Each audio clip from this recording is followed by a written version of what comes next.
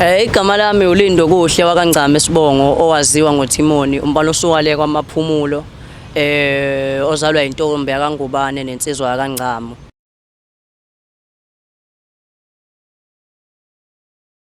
Yabona uma ngathiwa ngikhuluma ngokwakhiwa kwe-album empeleni sesiside isikhathi ngaqala ngazama ukwenza i-EP ngahluleka ngaphinde ngazama i-EP enye ngahluleka kwaze ofika ekutheni ke ingoma ilode ezanda demo ngihluleka ngaze ngabona ukuthi hayi sekuze kwayi-album futhi kumele ngivele ngizame ukusetha i-album straight.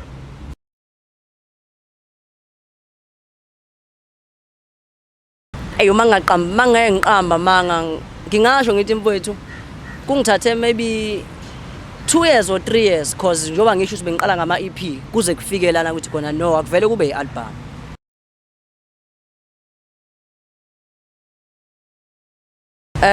Ngingasho ngithi le ngoma ethi Xolisana inhliziyo iyona ngoma eyangenza ngibona ukuthi kumele ngivele ngishintshe umqondo ngoba ngangibona ukukhulu bayo ukuthi ngakwazi ukungiqukulela nezinye kuyo yonke i-album.